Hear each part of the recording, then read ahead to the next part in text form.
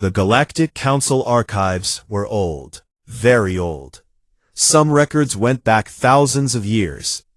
Counselor Thorax stood in the deep storage area, searching through files that nobody had looked at in centuries. He needed to understand. He needed to know exactly what happened 200 years ago. He found the file. It was marked with red warnings.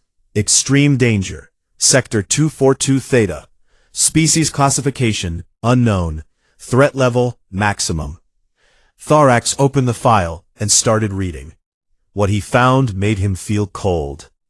The reconnaissance fleet had not been destroyed by Earth's military. There was no military. The 12 ships had found a research station on a moon. Just scientists.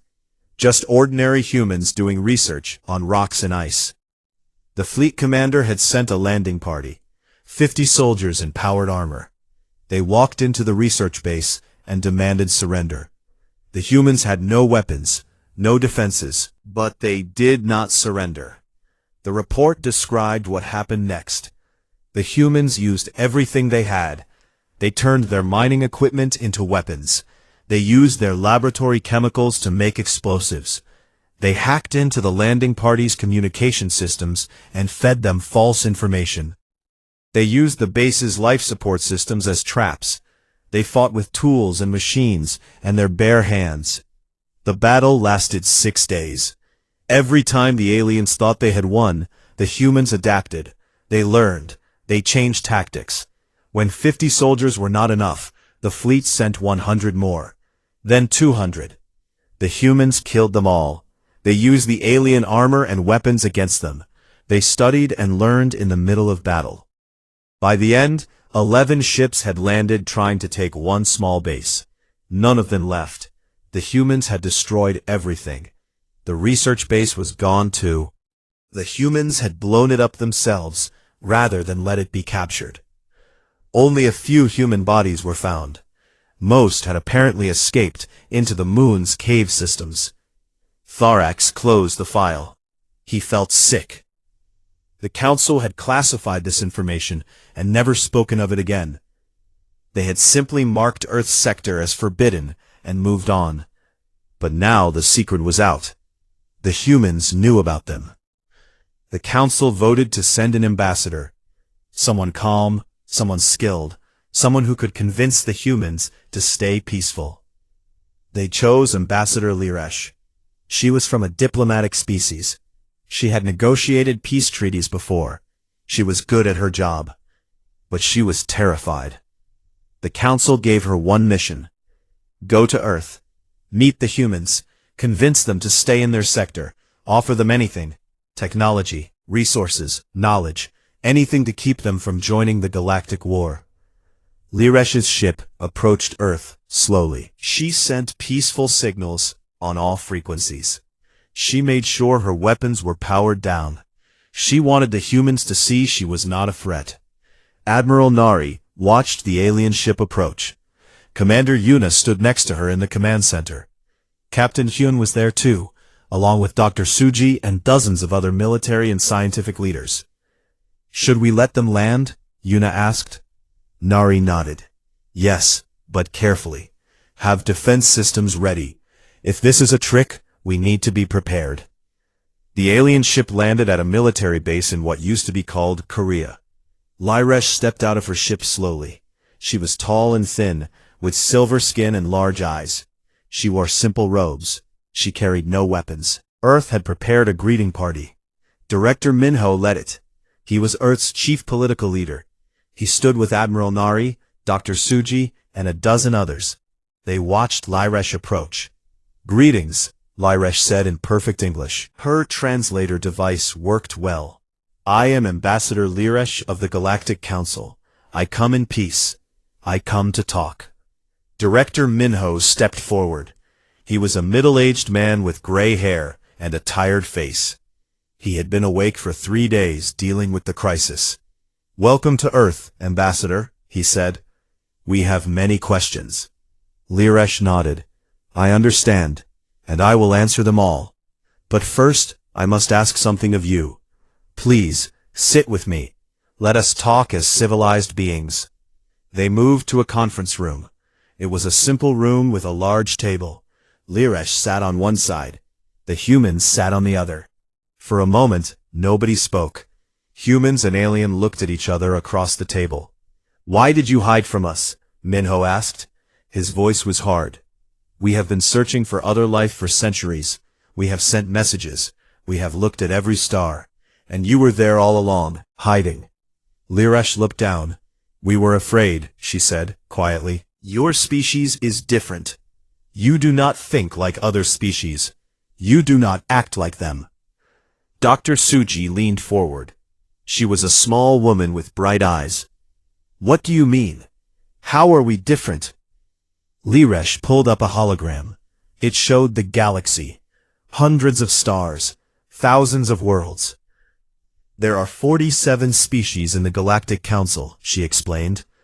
"We have been exploring space for thousands of years. We have rules. We have traditions. When species disagree, we have diplomatic processes. When that fails, we have regulated warfare, limited conflict, honor and respect even in battle." "And we do not follow those rules," Admiral Nari said. It was not a question. "No," Liresh said, "you do not. 200 years ago we tried to contact you. It ended badly. Very badly. Since then we have left you alone. We hoped you would stay in your sector. We hoped we would never have to meet." Hyun stood up. "You attacked a research station. Scientists, not soldiers. And they defended themselves. That is not our fault. That is yours." Liresh nodded sadly. "You are right. It was our mistake, and we have learned from it. That is why I am here. To talk, to explain, to beg." "Beg?" Minho said. "Beg for what?" Liresh looked at each human face. "The galaxy is at war. The Viridian Empire and the Krell Dominion have been fighting for 80 years. Billions have died. Worlds have been destroyed. The Council has tried to make peace, but both sides refuse. They are too proud, too committed. The war continues." "What does this have to do with us?" Dr. Suji asked. "Everything," Liresh said. "If humanity enters this war, everything changes.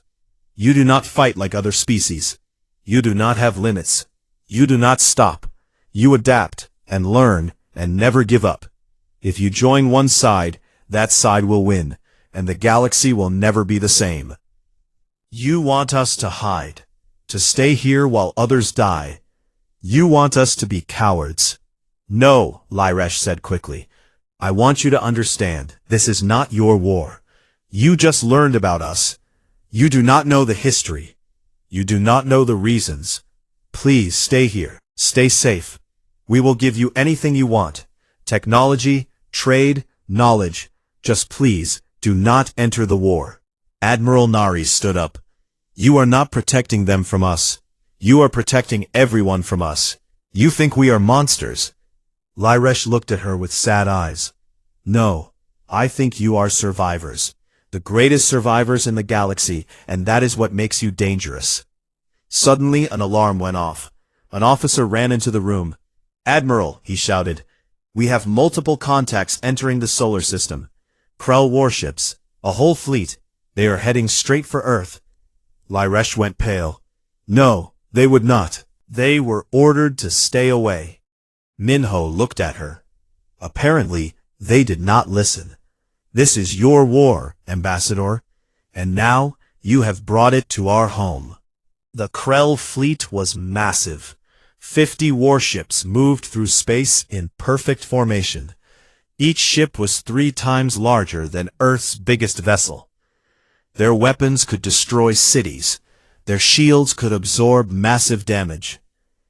The fleet commander, War Master Keth, sat in his command chair and smiled. "Prepare weapons," he ordered. "We will show these primitives what happens when they kill Krell warriors. We will destroy their stations. We will bombard their planet. They will learn to fear us." His tactical officer looked nervous. "War Master, the Council sent orders to avoid this system. They said the humans are dangerous." Keth laughed, a deep, cruel sound. Dangerous. They have simple ships, basic weapons. They are nothing. The council has grown soft.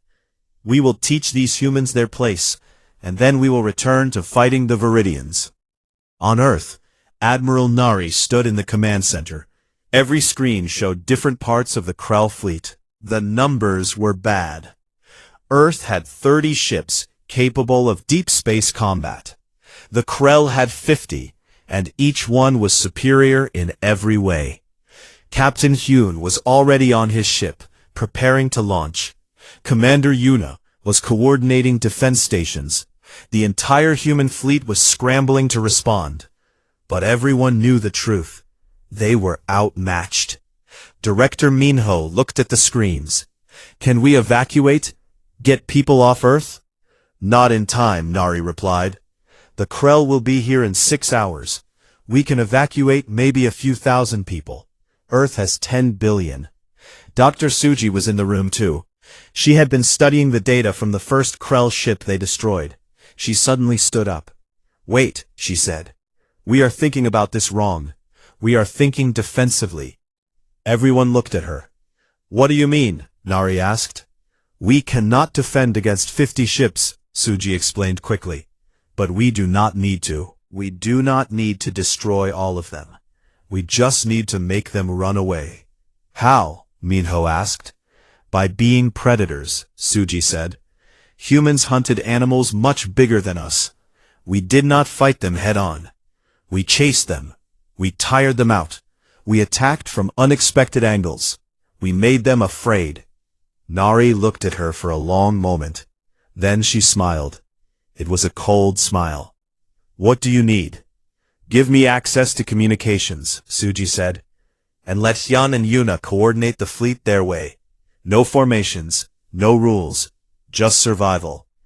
Meanwhile, Counselor Thorax arrived with a Viridian fleet. 20 ships. Not enough to fight the Krell, but enough to try to stop them. He opened a communication channel to the Krell fleet. War Master Keth, Thorax said, you must turn back. The Council has forbidden contact with this system. You are violating galactic law. Keth's face appeared on the screen. He was a large being with armored skin and sharp teeth. The Council is not here, Counselor. We are. The humans killed our warriors. They must pay. You do not understand, Thorax pleaded. These humans are not like other species. They do not fight like we do. Please, turn back before it is too late. Keth laughed again. Watch, Counselor. Watch us crush these animals. Maybe then the Council will remember why the Krell are feared. The Krell fleet entered Earth's solar system. They moved toward the inner planets in battle formation. Perfect spacing. Perfect coordination. Every ship knew its place. This was how civilized species fought wars. The human fleet launched, 30 ships against 50. But they did not form up. They scattered. They split into small groups. They moved in every direction. What are they doing? Keth's tactical officer asked. They have no formation, no strategy. This is chaos. Exactly, Keth said. They are panicking. Easy targets. Hun led one group of ships toward the Krell supply vessels at the back of the formation. Yuna led another group to create a debris field using asteroids and destroyed satellites. A third group, led by a pilot named Do-Yun, headed straight for the Krell command ships. The Krell tried to target them, but the humans kept moving. They never stayed in one place. They used the planets as cover. They hid behind moons. They attacked and ran away, then attacked again from a different angle. This is not proper warfare, Keth shouted. Stand and fight, cowards! Hun heard the message and opened his own channel. He made sure it broadcast to every ship in the system. You came to our home, he said calmly. You threatened our families. You thought we would be easy prey. You were wrong. We are not like you. We do not care about honor. We do not care about proper formations. We only care about surviving, and we will do anything to survive. Do-Yun's group reached the Krell command ship. They did not try to destroy it. Instead, They targeted its communication arrays. Small, precise strikes. The command ship lost contact with half the fleet. At the same time, Yunna's group finished creating the debris field. Thousands of pieces of metal and rock floating in space. The Krell ships had to slow down to navigate through it. Their perfect formation broke apart. Hyun's group hit the supply ships. They did not destroy them completely. They disabled their engines. They left them floating in space. Now the Krell fleet had to choose: keep attacking Earth or stop to rescue their own ships. The battle continued for 4 hours. The Krell kept trying to organize, kept trying to fight properly, but the humans would not cooperate. They attacked from unexpected angles. They used tactics that made no sense. They targeted systems that seemed unimportant, but made the big ships vulnerable. Pilot Doyen flew his fighter close to a Krell warship and opened a channel. "You know what you are?" he said. "You are a wolf that walked into a cave full of bears. You thought you were the predator. But we are. We evolved hunting, we evolved killing. And you just gave us a reason to remember how." The Krell ship fired at him. Doyen dodged and flew away, laughing. War Master Keth watched his fleet fall apart. 23 ships were destroyed or disabled. His perfect formation was gone. His communication systems were damaged. His supply lines were cut. And the humans kept attacking. They never stopped, never slowed down. He realized something terrible. The humans were not trying to win a glorious victory. They were trying to make this too expensive, too painful. They were willing to sacrifice everything to hurt him. "All ships," Keth ordered quietly. "Full speed. We leave this cursed system." The Krell fleet turned and ran. The humans chased them to the edge of the solar system, attacking the whole way. Only when the Krell jumped to faster-than-light speed did the humans stop. Counselor Thorax watched in shock. A Krell fleet defeated by primitive humans. He had seen it himself, but he still could not believe it. Admiral Nari opened a communication channel to both the Krell and Viridian fleets. "Tell your leaders we are coming to the Galactic Council," she said. "We have questions. We want answers, and we are going to end your war, one way or another." Thorax felt fear run through him. The humans were not going to hide anymore. They were not going to stay isolated. They were coming to the galaxy, and nothing would ever be the same again. The human ship moved through space toward the Galactic Council station. It was a diplomatic vessel, but everyone knew it carried weapons. Earth was not taking chances anymore. Inside the ship, Director Minho sat with Admiral Nari, Dr. Suji, and Captain Hyun. They were Earth's first diplomatic mission to the galaxy. They were also its warning. "Are you nervous?" Suji asked Minho. He nodded. "Yes, we are about to meet 47 different species. We are about to step into politics we do not understand. We are about to try to stop a war that has lasted 80 years. "We can do this," Nari said firmly. "We have to do this. If this war continues, eventually it will reach Earth again. Better to end it now." The council station was enormous. It was built inside a hollow asteroid. Millions of beings lived there. It was the center of galactic civilization, and today, everyone was watching as the human ship docked. Counselor Thorax waited at the docking bay. He looked old and tired. He had not slept well since the Krell fleet retreated from Earth. He knew what was coming. The humans would not be polite guests. They would demand things. They would upset the balance. But he also knew the Council had no choice. You could not ignore a species that defeated a Krell war fleet. The airlock opened. Minho stepped out first, followed by the others. They wore simple formal clothing. No weapons were visible, but Thorax knew they were armed. Humans always were. "Director Minho," Thorax said, bowing slightly. "Welcome to the Galactic Council. We are honored by your presence." "Let us skip the pleasantries," Minho said. His voice was polite but firm. We are here to talk about the war. The war you brought to our doorstep. Therax nodded sadly. Of course, the full council is assembled. They are waiting for you. The council chamber was full. Every seat was taken. Representatives from 47 species watched as the humans entered. Some looked curious. Some looked afraid. The Viridian and Krell delegates looked angry. The Krell delegate, war leader Soth, stood up immediately. He was even larger than Keth had been, with more scars and decorations. These primitives should not be here, he growled. They attacked Krell forces without provocation. They are criminals. Nari laughed. It was a short, sharp sound. Without provocation, your fleet came to destroy our planet. We defended our home. If that makes us criminals, then your entire species is guilty of the same crime.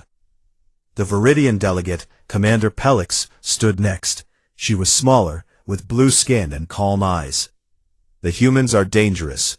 They do not follow the rules of civilized warfare. They should be contained to their sector. Contained? Minho said. Like animals in a cage? No. Those days are over. Earth is part of the galaxy now. And we are going to have our say. Tharax gestured for everyone to sit. Please let us talk calmly. The humans came here to present a proposal. Let us hear them out. Minho nodded to Suji. She stepped forward and activated a hologram. It showed Earth, beautiful and blue. This is our world, Suji said. 4 billion years old. Life began there almost as soon as it could. Humans evolved over millions of years. We were not the strongest, not the fastest, not the biggest, but we survived. Do you know how? She changed the hologram. It showed human history. Wars, destruction, nuclear explosions, then peace, then growth, then space travel. We survived by being adaptable, Suji continued. We nearly destroyed ourselves many times. World wars, nuclear weapons, climate disasters, plagues. But every time, we learned, we changed, we grew, and we made peace with each other. But because we learned that endless war serves no one. She looked around the room. You have been fighting for 80 years, billions dead, worlds destroyed. And for what? Territory? Resources? Pride? We have seen this before. We have been you, and we know how it ends. The Krell delegate laughed. You think you can lecture us? You are children compared to us. We have been in space for 5,000 years. And in those 5,000 years, Minho said coldly, you have learned nothing. You still fight like it is honorable, like there are rules, like someone is keeping score. War is not a game. War is survival, and we know how to survive. Commander Pelix of the Viridians spoke. What do you want, humans? Why are you here? Director Minho stepped forward. We want the war to end. Now, today, we are proposing an immediate armistice. Both sides return to their borders. No more fighting. No more dying. Impossible, Soth roared. The Krell do not surrender. We do not retreat. This war continues until we are victorious. Or until you are extinct, Admiral Nari said. She activated another display. It showed maps, detailed maps, military installations, supply routes, fleet positions, both Krell and Viridian. The room went silent. For the past month, Nari explained, while you were preparing to fight each other, we were preparing to fight both of you. We have mapped your entire military infrastructure. We know where your fleets are. We know where your supply bases are. We know where your leaders sleep at night. Captain Hyun stepped forward. We can destroy your war machine in a matter of weeks. Not defeat it, destroy it. Completely. Every military asset you have. We have the plans. We have the capability. And unlike you, we have no honor holding us back. This is madness, Pelix said. You would start a war with both our empires? No, Minho said. We are preventing a war. Your war. The war that threatens the entire galaxy. You can choose peace today, or you can choose to find out what happens when humanity goes to total war. You are bluffing, Soth said, but his voice was uncertain. Suji shook her head. We do not bluff. Let me explain something about humans. When we fight, we do not fight for honor. We do not fight for glory. We fight to win. And winning means the complete destruction of the enemy's ability to resist. That means your military, your industry, your government, everything that allows you to make war. But we do not want to do that, Minho added quickly. We want peace. We want to trade. We want to learn from you. We want to share the galaxy. But we will not allow your war to threaten us or anyone else. Choose now, peace or destruction. The council chamber was silent for a long moment. Delegates whispered to each other. The Krell and Viridian representatives looked at each other. Finally, Councillor Thorax stood up. I call for a vote, he said. An immediate armistice between the Viridian Empire and the Krell Dominion, overseen by neutral parties, including Earth. All in favor? Slowly, hands raised. First a few, then more. The smaller species voted quickly. They had suffered from the war. They wanted it to end. The Viridians voted next. Commander Pelix looked tired as she raised her hand. Finally, War Leader Soth stood. He looked at Nari, at Hyun, at Minho. He saw no fear in their eyes, only determination. The Krell agree, he said quietly. But know this, humans. We will remember. We will watch you. And if you betray this peace, we will show you what true warriors can do. Hyun smiled. We will be watching too, and we will be ready. 3 months later, Earth established an embassy at the Council Station. Ambassador Jisoo was appointed as Earth's permanent representative. She had studied history and diplomacy, but she had also served in the military. She understood both peace and war. Admiral Nari returned to Earth. She stood on the observation deck of the orbital station, looking down at her home planet. Commander Yuna joined her.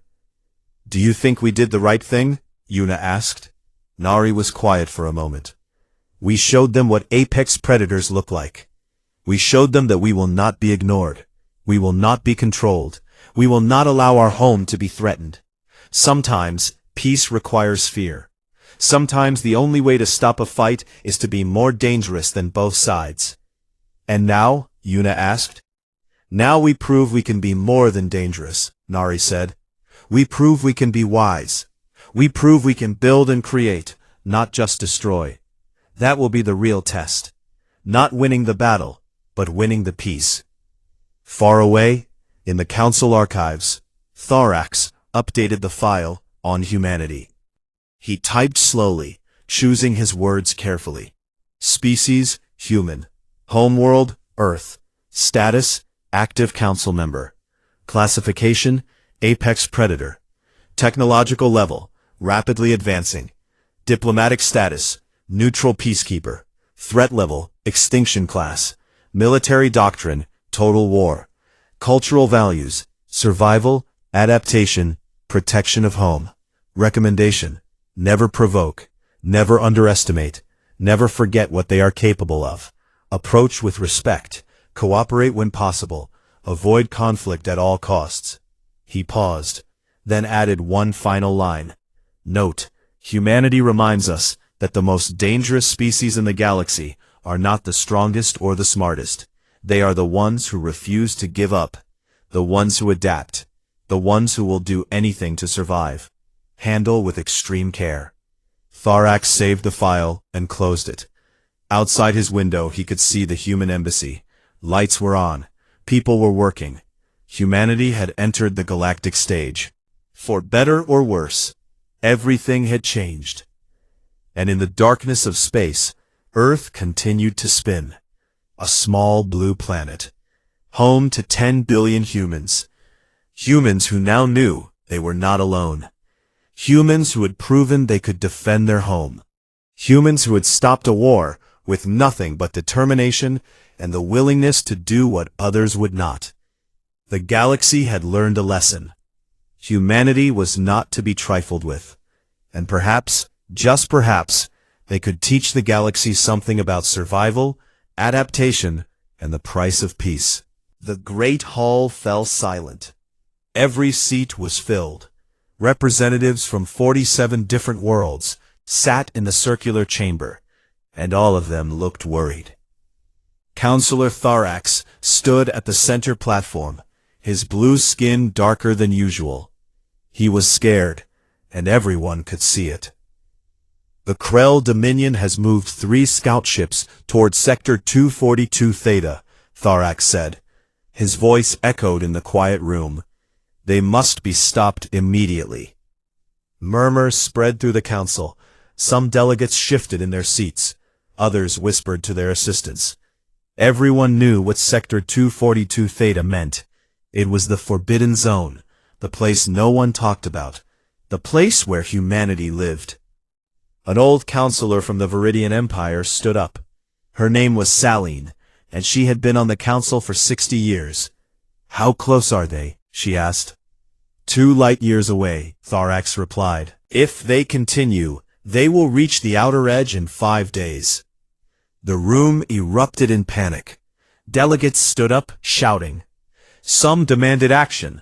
Others called for immediate military response. Thorax raised his hand, asking for silence. There is something you all must understand, he said.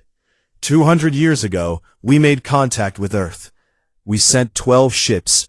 Only 1 came back. The room went quiet again. New council members leaned forward. They had heard rumors, but never the full story. The survivor was a captain named WarHFY, Thorax continued. He was a decorated officer, strong, brave. But when his ship returned, he was broken. He could barely speak. The medical teams tried to help him, but he kept repeating the same words over and over. What words? Someone asked. Thorax looked around the room. They don't stop. They never stop.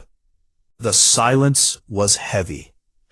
The reconnaissance fleet was supposed to observe only, Thorax explained. They were not supposed to make contact. But they found a small human station on one of their planets. It was just a research base. Scientists and engineers, maybe 50 people. The fleet commander decided to land and demand their surrender. He thought it would be easy. Thorax pulled up a hologram. It showed the wreckage of 11 ships. Twisted metal, burn marks, complete destruction. 50 humans did this. Not soldiers, not warriors, scientists. They used mining equipment, construction tools, and research equipment. They turned their entire base into a trap. Every ship that landed was torn apart. The humans fought for 6 days. They never surrendered. They never retreated. When the last ship tried to escape, they had already planted explosives on it. Captain WarHFY only survived because he stayed in orbit. The council sat in stunned silence. Far away, in another part of the galaxy, Captain Hyun sat in his command chair on Mars colony. He looked at the screens showing routine patrol data. Nothing interesting ever happened. The same asteroids, the same empty space. He sighed and drank his coffee. Another boring day, said his second officer. Hyun nodded. At least it's peaceful. Mars colony was humanity's greatest achievement. 3 million people live there now. They had built cities under protective domes. They mined resources. They grew food. Earth and Mars worked together, pushing further into space. Humanity had explored every planet in their solar system. They had built stations around Jupiter and Saturn. They were alone in the universe, as far as they knew, but they kept expanding anyway. Hyun looked at Earth through the view screen. The blue planet hung in space, beautiful and peaceful. Humanity had almost destroyed itself once, long ago. Wars had nearly ended everything. But they survived. They learned. They grew. Now they reached for the stars. Back at the Galactic Council, the delegates were voting. The decision was unanimous. They would send messages to both the Viridian Empire and the Krell Dominion. The message was simple. Stay away from Sector 242 Theta. Do not go near Earth. Do not make them notice us. What if they ignore the warning? A young delegate asked. Thorax looked tired. Then we pray to whatever gods we believe in. Because if humanity enters galactic politics, everything changes. They are not like us. They do not think like us. We have rules of war. We have honor. We have limits. Humans have none of these things. They are predators, apex predators, and they treat war like science. The council adjourned. Thorax stayed behind, looking at the hologram of Earth. Such a small, pretty planet. He wondered what humans were doing right now. Probably living peaceful lives, unaware of the galaxy around them. He hoped it stayed that way. But deep in space, a Krell warship called the Blood Talon was running. Its hull was damaged. Its shields were failing. The ship had been in a battle with Viridian forces and barely escaped. The captain, WarHFY, looked at his navigation officer. We need to hide and repair, WarHFY said. Find us a quiet system. The navigation officer scanned the area. There is a system nearby, Sector 242 Theta. It has a large gas giant. We can hide behind it and make repairs. WarHFY nodded. Set course, maximum speed. The Blood Talon turned and headed toward Earth's solar system. Behind them, Counselor Thorax received an emergency alert. He read the message and his blood ran cold. A Krell warship was heading straight for Earth. No, he whispered. Please, no. The alarms started screaming at Jupiter Station. Commander Yuna jumped from her chair and ran to the main screen. Her crew was already moving, pulling up sensor data and checking systems. What do we have? She shouted. Unknown contact, her sensor officer replied. It's big, Commander, really big, coming in fast from outside the system. Yuna stared at the screen. The object was massive, at least 3 times the size of their largest ship. Its shape was wrong. Not human, not anything they had ever seen. Get me Earth Command, she ordered. Now. Within minutes, every military base in the solar system was on alert. On Mars, Captain Hyun received the emergency signal. He looked at the data and felt his heart race. After all these years of searching, scanning, hoping, they finally had their answer. Humanity was not alone. All pilots to their ships, Hyun ordered. This is not a drill. We have first contact. Earth's leaders gathered in the emergency command center.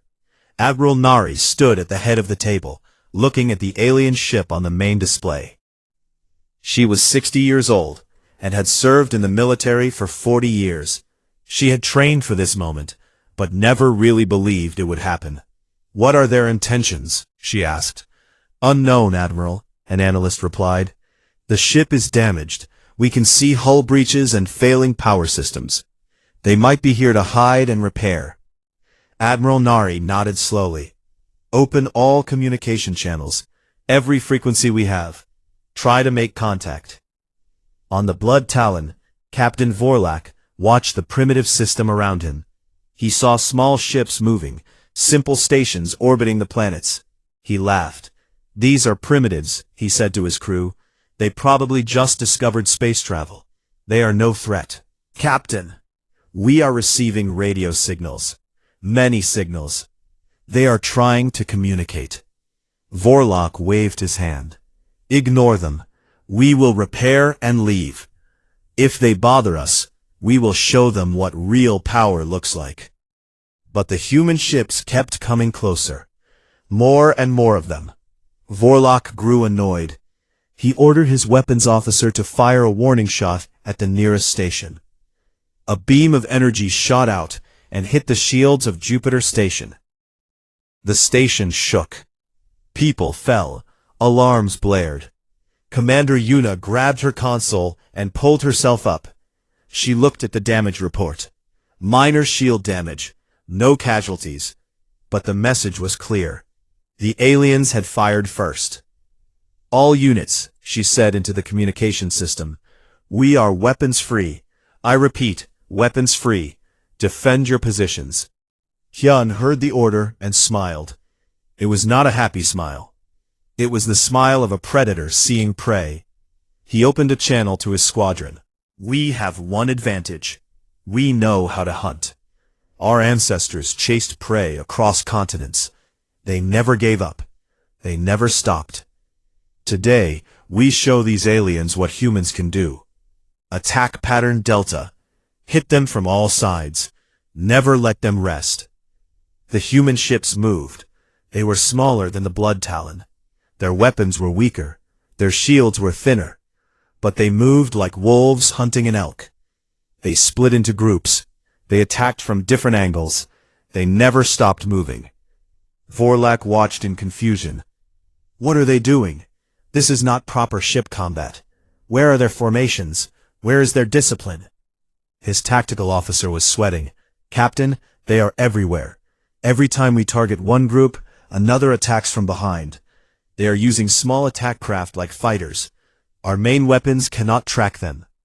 The battle lasted 6 hours. Human ships kept attacking. When one was destroyed, others took its place. They learned from each attack. They adapted. They studied the alien ship and found its weak points. Pilot Taeyang was in his fighter when his weapons ran dry. He looked at the Blood Talon's engine core. It was exposed from battle damage. He opened a communication channel. This is Taeyang to all units, he said calmly. I am out of ammunition. I am going in. Negative, Hyun shouted. Abort. Return to base. Taeyang smiled. Tell my family I love them. Tell them I made first contact count. He pushed his fighter to maximum speed and flew straight at the engine core. The Blood Talon's point defense systems fired, but Taeyang dodged and weaved. His fighter took hits. His shields failed. His hull was breaching. But he kept going. He thought about Earth, about his daughter, about humanity finally meeting other life in the universe. The fighter hit the engine core and exploded. The explosion was small, but it was in the right place. The chain reaction started immediately. The Blood Talon's engines overloaded. Secondary explosions tore through the ship. WarHFY had just enough time to scream before his ship tore itself apart. The human fleet watched the alien ship die. Commander Yuna felt tears on her face. They had won, but they had lost 17 ships. 233 people were dead, including Taeyang. Admiral Nari ordered recovery teams to search for survivors and salvage. They found pieces of alien technology, strange computers, unknown weapons. Most importantly, they found data logs, information about the galaxy, about other species, about a war. Hyun stood in the salvage bay, looking at a piece of alien metal. An engineer named Dr. Suji stood next to him. She was a scientist, not a soldier, but she had volunteered to study the wreckage. This changes everything, she said quietly. We are not alone. There is a whole galaxy out there. And they have been hiding from us. Admiral Nari called a meeting of Earth's military leaders. She stood before them, tired but determined. We won this battle, she said. But it was just one ship, a damaged ship. If there are more out there, we need to be ready. We need to know what we are facing. I am authorizing reconnaissance missions beyond our solar system. We are going to find out what is out there. And we are going to make sure Earth is safe. Far away, Counselor Thorax received the report. The Blood Talon was destroyed. By humans, with primitive technology. He felt sick. He called an emergency council session. It has begun, he said to the gathered delegates. The humans know about us now, and they have proven they can fight. What do we do? The council erupted in argument, but Thorax knew the truth. There was only one choice. They had to talk to the humans. They had to try to keep them peaceful.